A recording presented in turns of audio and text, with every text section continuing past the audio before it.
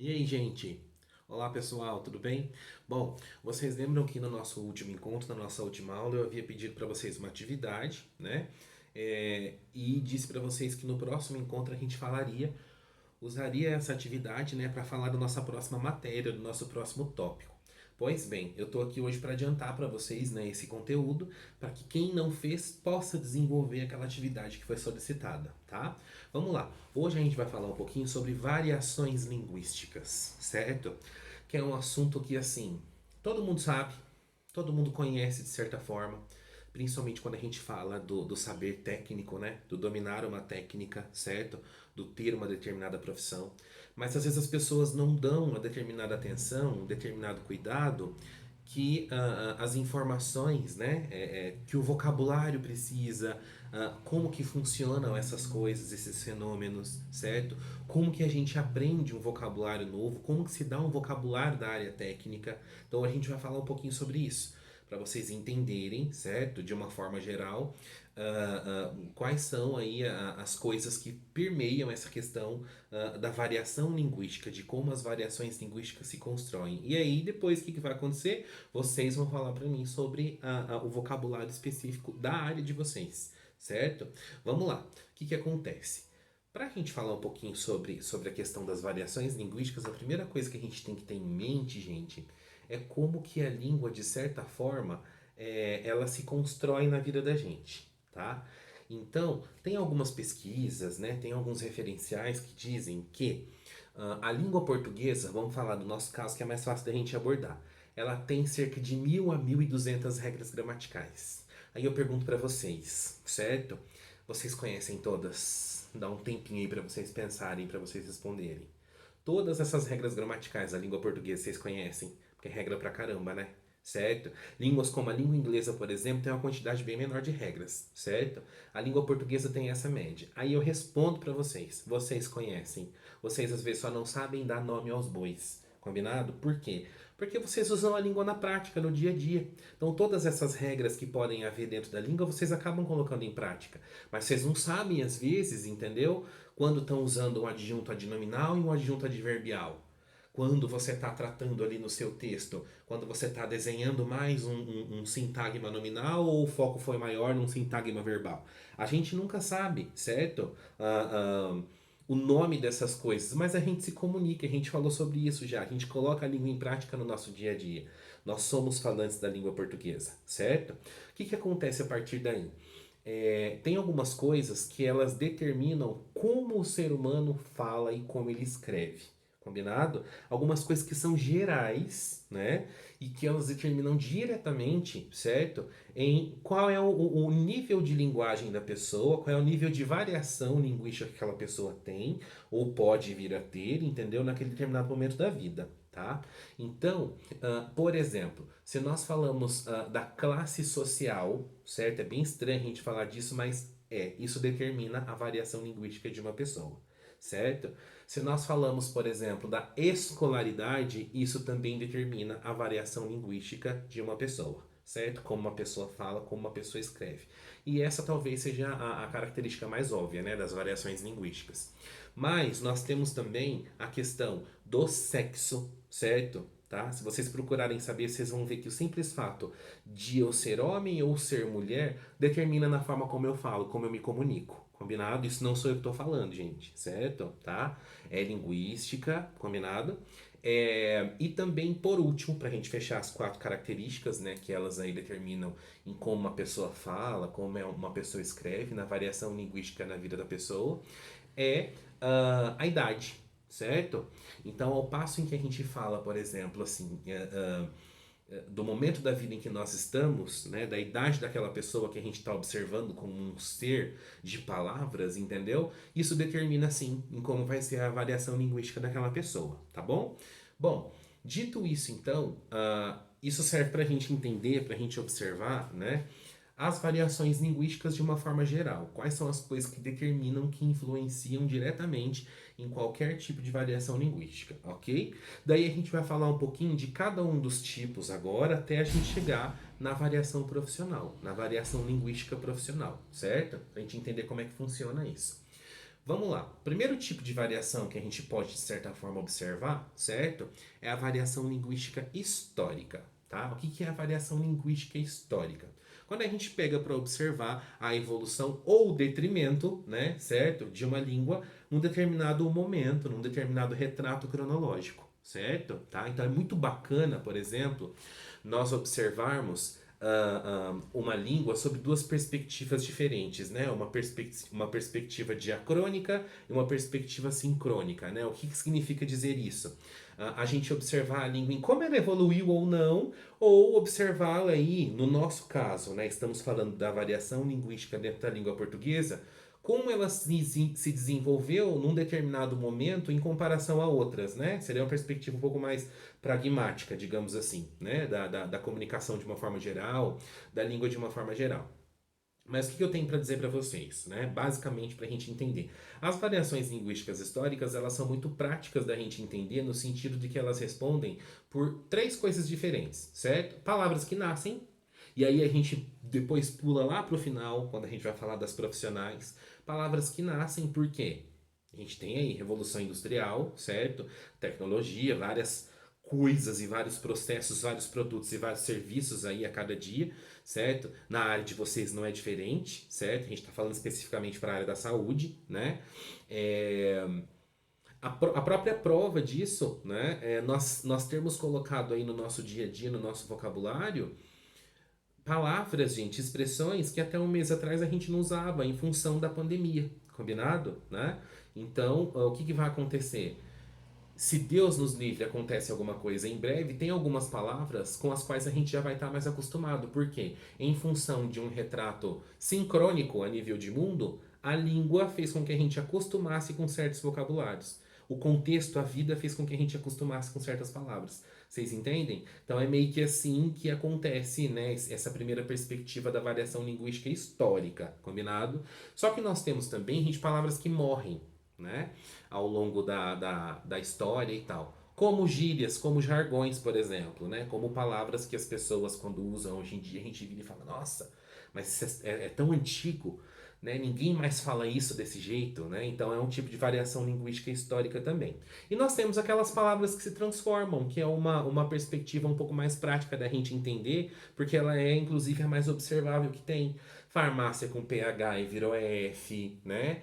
Então, coisas dessa ordem que elas são palavras ou expressões que elas continuam na língua, mas elas sofreram uma pequena transformação. E a reforma ortográfica tá aí, né, pra gente, pós 2008, para provar, né, que a variação linguística histórica existe mesmo e que se a gente não tomar cuidado, a gente pode, às vezes, aí, né, destruir a língua, né? Ah, mas o internetês, tal, o instant messaging, né, a comunicação da internet, entendeu? A gente pode usar? Claro que pode usar, deve usar, tem que abreviar, certo? Se não tivesse, não teria esse nome, comunicadores instantâneos, as redes sociais e tal. Mas o negócio é quando você vai fazer uma entrevista de emprego, o negócio é quando você, por exemplo, vai fazer um currículo, você saber retroceder, como se escreve bonitinho aquela palavra por extenso, sem nenhuma forma de equívoco, né, em termos de ortografia e coisas do gênero.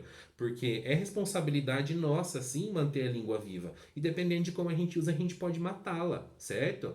Né? Eu acho que eu até comentei com vocês em sala uma crônica que outrora eu havia lido, de um autor que diz que para quem acha que a gente não pode deturpar a língua, é só pensar, né, que antigamente a gente falava vossa mercê, vós mercê, você, C e circunflexo, só a letra C, depois VC, e aí esse autor diz que daqui uns dias a gente vai estar usando só o acento circunflexo, né? A língua vai se tornar extremamente assim iconográfica, né?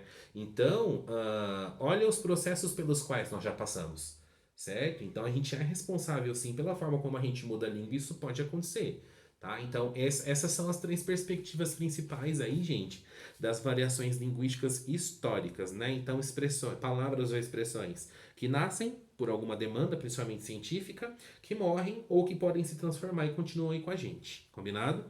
Para a gente poder continuar, a gente fala agora um pouquinho sobre uma variação que é bem interessante da gente observar, principalmente num país como o nosso, de dimensões continentais, né? Que é a variação linguística geográfica, certo? O que é a variação linguística geográfica?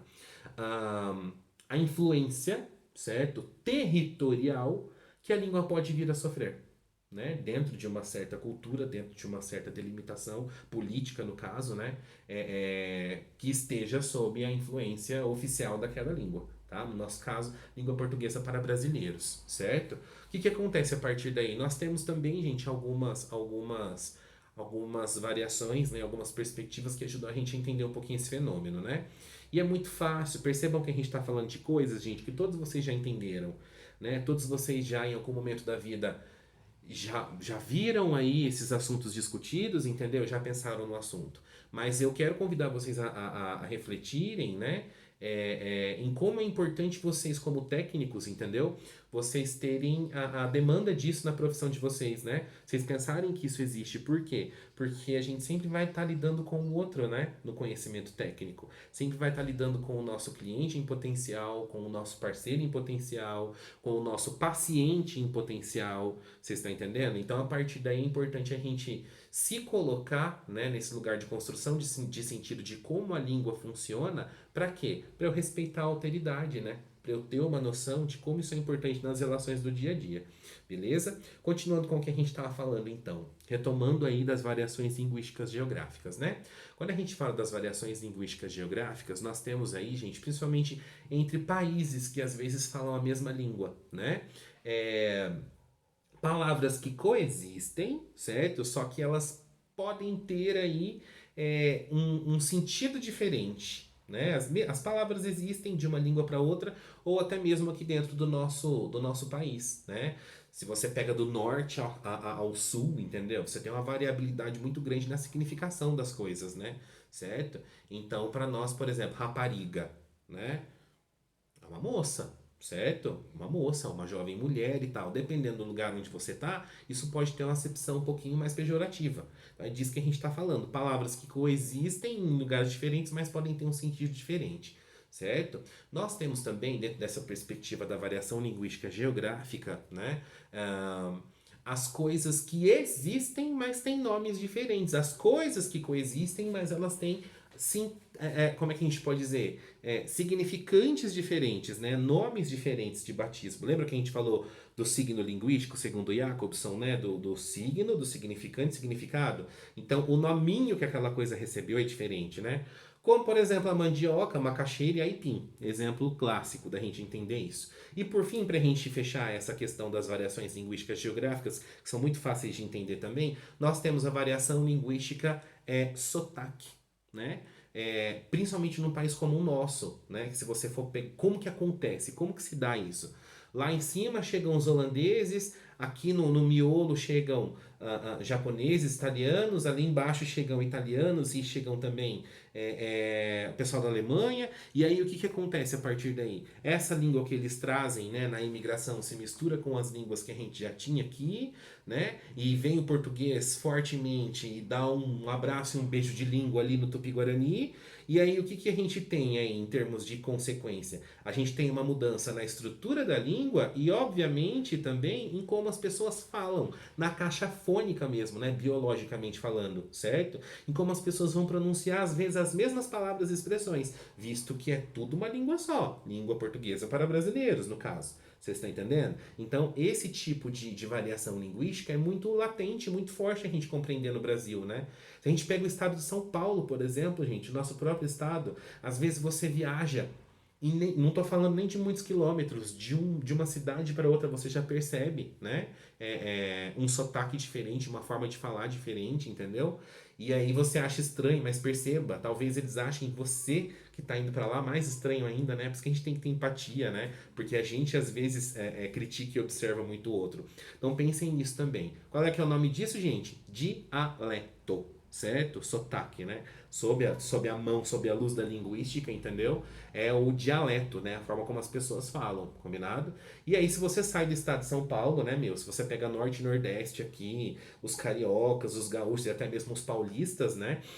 a gente está falando aí então do dialeto, do sotaque. Uma coisa muito importante também, gente, vocês observarem é que quando as pessoas vão aprender língua, né? Estrangeiros, eu tô falando. Quando os estrangeiros vão aprender a língua portuguesa, como nós às vezes estudamos inglês ou qualquer outra língua estrangeira, como queiram, se você quiser estudar bem, bem, bem, virar professor naquilo, é importante que você, de certa forma, estude os fonemas. O que, que são os fonemas? Quais as variações são símbolos, né, que determinam como que você lê aquele pedacinho da palavra e eles são criados a partir das variações de sons que uma mesma palavra pode ter.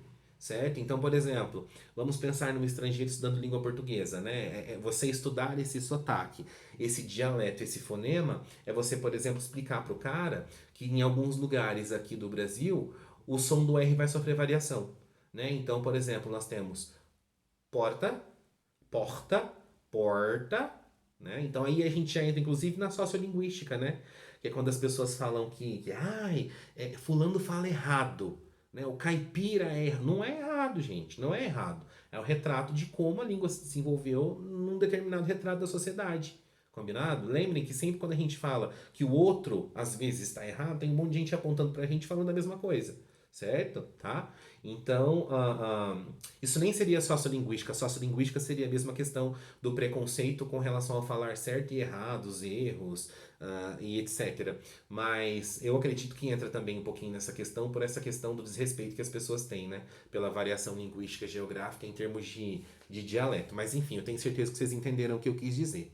Tá? Então a gente tem que tomar muito cuidado e ficar muito atento com isso, porque quando esses estrangeiros estudam, eles têm que saber, né, que som é esse, de que lugar que é e qual é o som, né, qual que é o fonema, qual que é o desenho que corresponde a esse som, porque faz parte de aprender a língua estrangeira. E isso acontece em outras línguas também. Não é só aqui no Brasil, não é só por causa do tamanho do nosso país, certo? Então essa questão do dialeto é importante, né? Imaginem um cara, por exemplo, vindo para cá, né, aprendendo mas, que é o but, né? O contudo, todavia, porém, de repente ele chega no Rio de Janeiro, mas, entendeu? O cara pira, né? O cara começa a babar verde. Então é importante, dependendo do nível em que a pessoa vai se debruçar sobre a língua para aprender, que ela saiba que essas variações possam ocorrer também. Porque elas são fato, né? Não é coisa de livro, certo? As variações linguísticas estão aí no nosso dia a dia, por isso que a gente está falando disso agora, para que a gente tenha um pouco mais de consideração com relação a elas. Bom, essas então, gente, são as variações linguísticas geográficas, combinado? Nós temos também as variações linguísticas socioculturais, certo? O que são variações linguísticas socioculturais? É quando a gente para observar a influência de uma daquelas quatro coisas que a gente falou no comecinho, certo? A influência mais forte de uma dessas coisas, que é o local, certo, do indivíduo na sociedade, onde ele se insere, onde ele está, né? Que retrato é esse dessa pessoa nesse momento? Combinado? Então a gente está falando necessariamente, né? A gente está falando assim, primordialmente, gente, de algumas variações, inclusive de palavras, né? Então nós temos ali, por exemplo, o idioleto. O que é o idioleto? Não é o dialeto lá da variação geográfica. O idioleto, né? Ele seria, como que a gente pode dizer? A forma como aquela pessoa fala de acordo com a idade dela, certo? De acordo com as pessoas que estão ao redor dela naquele momento, certo? A gente tem também o socioleto, não é necessariamente a mesma coisa, certo? O socioleto ele responde um pouquinho mais pela língua que caracterizariam os grupos. Pelas palavras e expressões que caracterizariam aí os grupos de pessoas, as tribos, como a gente costuma falar, né? Nos centros urbanos e etc. E aí nós temos também, por último, o ecoleto, né? Para a gente poder saber qual que é o sentido dessa palavra. O ecoleto, ele seria a variação linguística dentro de uma casa, que não parece determinante, mas é sim, dentro de uma família, né? Certo? Eco, lembra de ecologia, né? Do lugar no mundo e tal. Local, né? Então a gente tem esse ecoleto, tem o socioleto, certo? A variação linguística sociocultural seria o socioleto de uma forma geral. E o idioleto, né? Esse idioleto ele seria algo mais pessoal, certo? É o que acontece com os adolescentes, por exemplo. A gente pode perceber muito o idioleto na linguagem dos adolescentes, né? Uma forma muito marcada de se falar num determinado momento da vida, numa determinada idade, combinado? Essa é a diferença entre eles. Mas, via de regra, gente, para a gente poder entender a variação linguística sociocultural, é aquilo que eu falei para vocês, certo? Como aquela pessoa fala junto aos seus e por causa dos seus, né?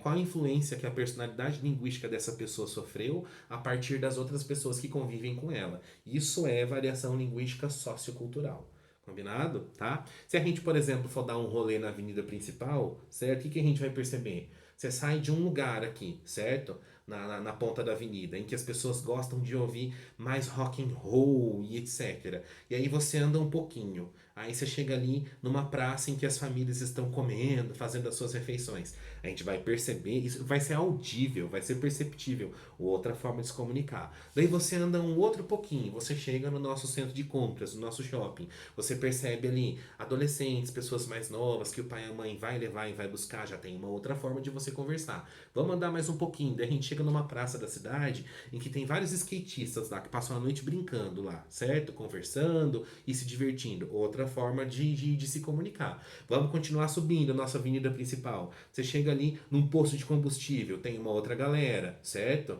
E assim vai. Então, o que que acontece? Tem gente que já tá pensando em outra coisa que eu sei. Tá pensando no estilo, tá pensando na roupa, tá pensando no cabelo, entendeu? O nome disso, gente, não é preconceito, certo? É, é uma preconcepção, na verdade, como vem da palavra preconceito mesmo. É uma preconcepção e nós fazemos isso naturalmente. Vocês estão entendendo? A gente tem que tomar cuidado com essa questão de você marcar as coisas com palavras e achar que essas palavras são negativas, entendeu? Por quê? Porque essas pessoas elas se juntam em determinados lugares para fazer as suas coisas de acordo com os seus gostos, com as pessoas que partilham dos mesmos gostos, para usar o mesmo estilo de roupa e ouvir os determinados estilos de música, né, que trazem prazer para essas pessoas, por uma questão de identidade, certo? E isso a gente não faz nada mais, nada menos além de respeitar. Nada mais, nada menos do que respeitar. Combinado? Porque é uma forma de identidade, certo? E nós, historicamente, nós fazemos isso. Isso é um resultado, certo? Do nosso comportamento, da nossa necessidade de conviver em grupo, de conviver em sociedade. Vocês estão entendendo? Né? Então, não pensem que esse exemplo que eu dei para vocês aí da nossa avenida principal, entendeu?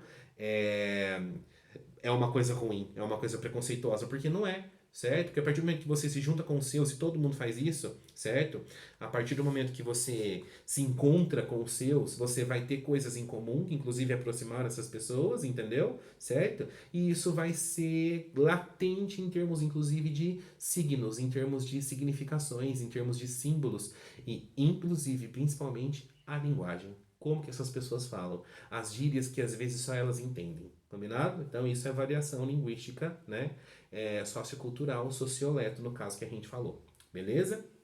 Para a gente poder encerrar, né? E não menos importante aí, nós temos a variação linguística profissional, né? Que é o que mais interessa para a gente nesse momento. Tá? Vocês pensem em vocês, por exemplo, no caso da saúde, a importância, gente, a relevância que tem vocês fazerem questão de vocês aprenderem, certo? Tudo sobre o vocabulário, sobre as expressões da área de vocês, quando vocês chegam num campo de estágio, por exemplo, certo? É muito importante. Né? É uma questão assim que você não precisa esperar pela capacitação. Você tem que pesquisar antes, durante e depois e tem que ir atrás desse tipo de informação. Né? Porque conforme eu sempre falo para vocês, a área de vocês é uma das áreas mais importantes que existem, certo? Por quê? Porque é o cuidado com o outro. Então essa responsabilidade, gente, na área da saúde, ela é compartilhada também nessa questão da leitura, da interpretação e da produção de textos, certo? Então, pensar a linguagem sob a perspectiva da variação linguística profissional na área da saúde é uma coisa que é essencial, que é primordial, certo? Por quê? Porque você não pode abrir margem para esse tipo de confusão, certo? Nossa, mas o que significa essa expressão aqui, entendeu? Né? Nossa, mas o que significa tal coisa, né?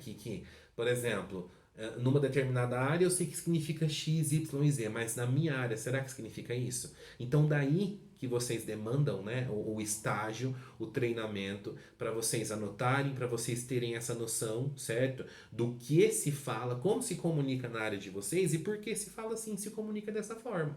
Certo? Por quê? Como que se dá a variação linguística profissional? Gente, da mesma forma que a sociocultural que a gente acabou de falar. certo? Para que se trabalhe de uma forma mais prática, para que se trabalhe de uma forma mais eficiente, cria-se um vocabulário ou algumas expressões que vão facilitar o dia a dia dessas pessoas que estão juntas ali unidas, né, por um laço estritamente profissional, né?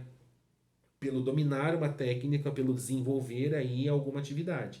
Combinado? Logo, se você não partilha dessas expressões, se você não partilha deste conhecimento, você vai ficar sobrando, ou você pode acabar criando um ruído muito grande, certo? Isso na área da saúde, eu não preciso dizer qual a consequência que vai ter.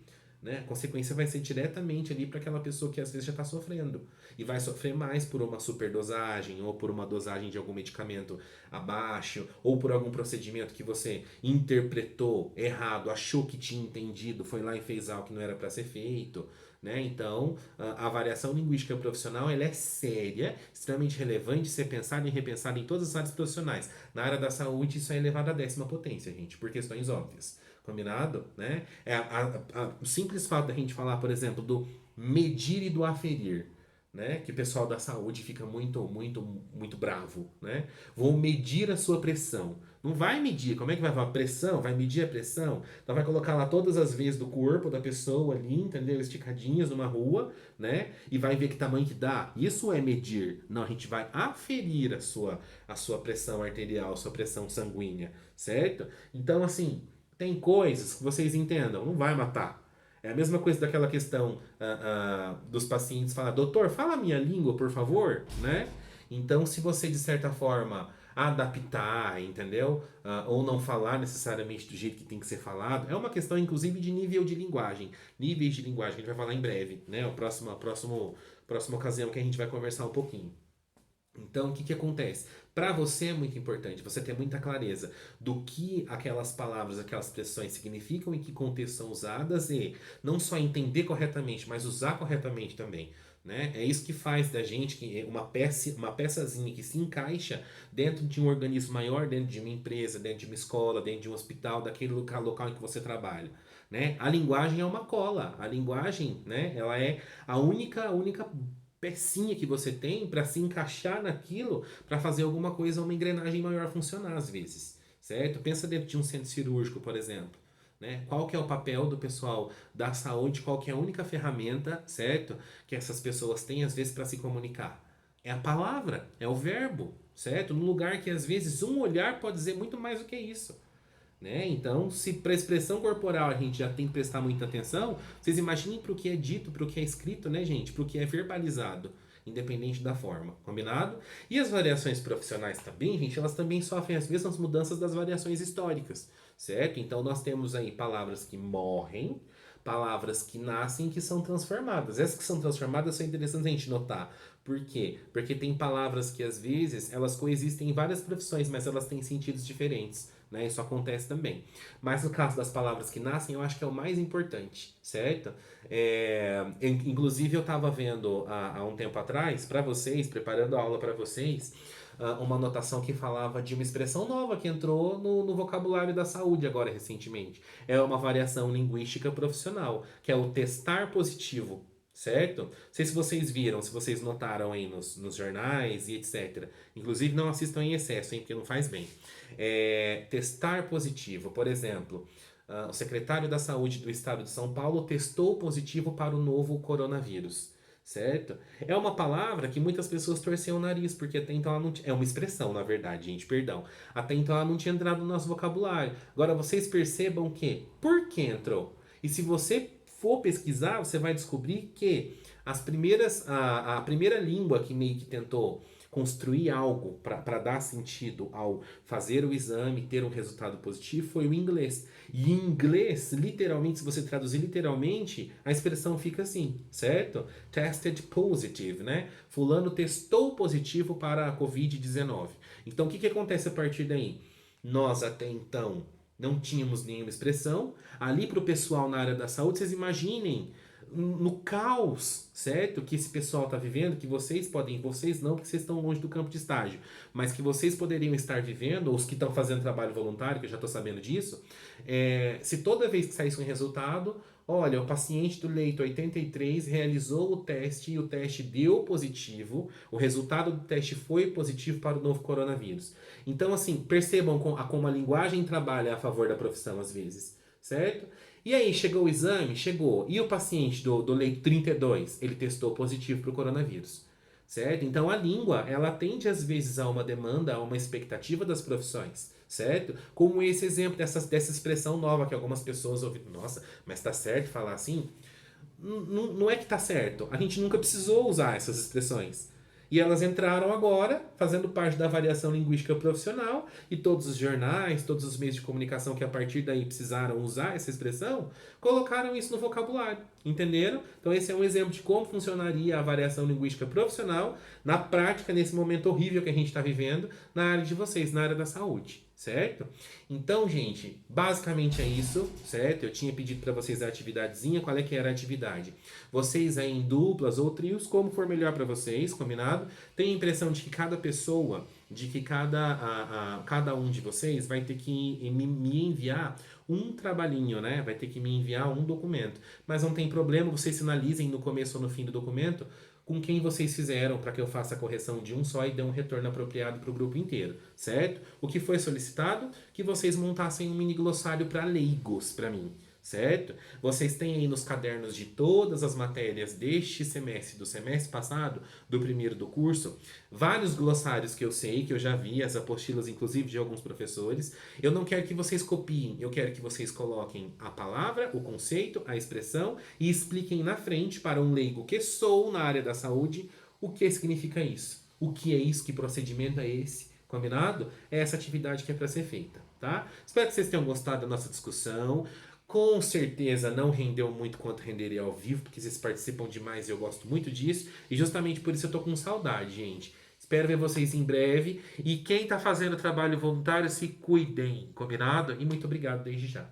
Vocês são muito importantes pra gente. Até mais.